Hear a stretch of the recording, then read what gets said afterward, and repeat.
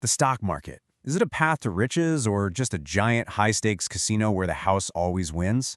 What's the real story here? Is it a rigged game or is there a genuine opportunity for someone like you? Well, in the next few minutes, we're going to pull back that curtain and figure it out together. I bet you've heard this a million times, right? Oh, investing. That's just a fancy word for gambling.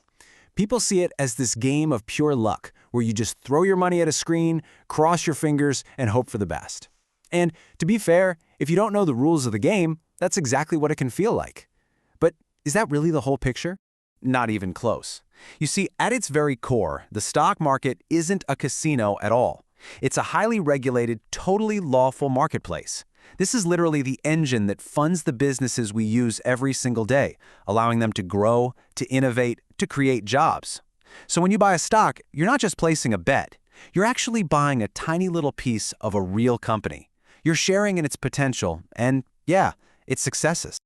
Now, to really understand this marketplace, you first have to know who's swimming in these waters. And trust me, it is not an even playing field. There are basically two very, very different types of players. You've got the small fish, let's call them the minnows. And then you have the absolutely massive whales. And knowing the difference between them, that's the key to everything. So on one side, you have us, the retail investors. That's most likely you and me.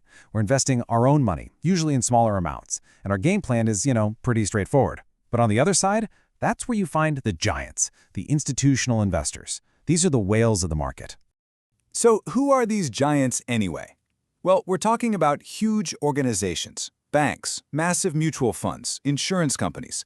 They're managing these enormous pools of money, sometimes for millions of people at once.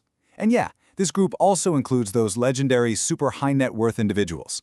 The main thing to get is that when they make a move, they trade in absolutely massive, market-moving volumes. And just to really wrap your head around the scale we're talking about here, a retail investor, someone like us, might put in, say, 1 lakh rupees. An institutional investor? Oh, they're not even thinking in lakhs. They are moving 1,000, 2,000, maybe even 5,000 crore rupees in a single strategic move.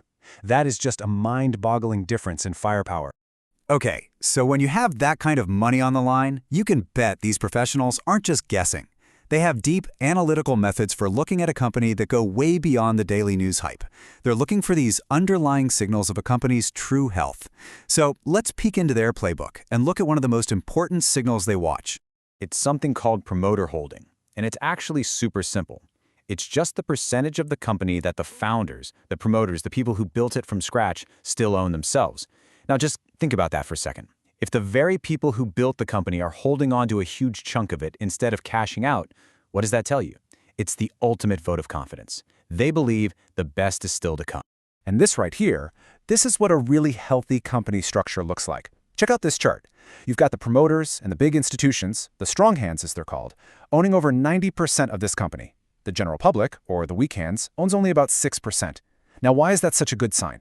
Well, with so few shares available to the public, that's called a low public float. The stock price is way more stable. It's less likely to get violently thrown around by the day-to-day emotional reactions of smaller investors.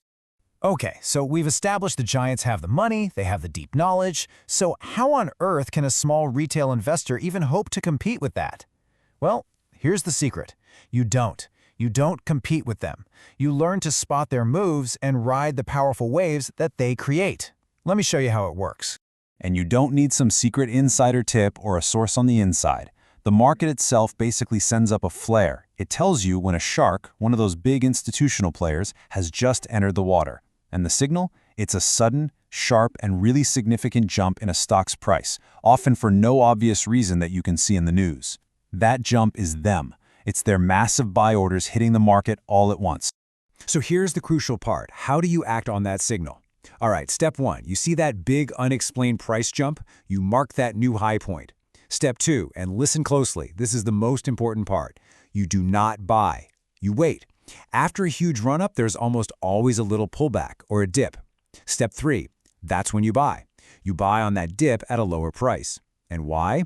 Because you're getting yourself in position to ride the next wave up, which the institutions are going to create as they keep buying. See? You're not chasing them, you're getting in ahead of their next big move. Now, this strategy can be incredibly powerful, but it is completely useless without a cool head. The biggest threat to your success isn't the market, it isn't the whales, It's your own emotions. And that brings us to the final and maybe the most important rule of all, the one thing that truly separates smart investors from gamblers. Please let this sink in. Greed is the single biggest destroyer of wealth in the stock market. Period. The moment you start breaking your own rules because you're thinking, oh, just a little bit more, you've already lost. You abandon your strategy, you lose your discipline, and worst of all, you lose your peace of mind. So it's a concrete, real-world rule you can follow to protect yourself. It's this: never, ever invest more than 20% of your income in the stock market. I don't care how tempting the stock looks or how much you believe it's a sure thing. Stick to your limit. This is your financial seatbelt. It ensures you can invest calmly, without fear, and without ever risking your long-term financial health. So you see, the stock market isn't a casino. Not if you understand the rules, the players, and the strategies. It's a really complex game of analysis, psychology, and more than anything, discipline. The big players, with their actions, have basically laid out a map for you. And now that you're starting to understand how to read it, the only question left is, how will you choose to play? Thanks so much for joining us for this Explain.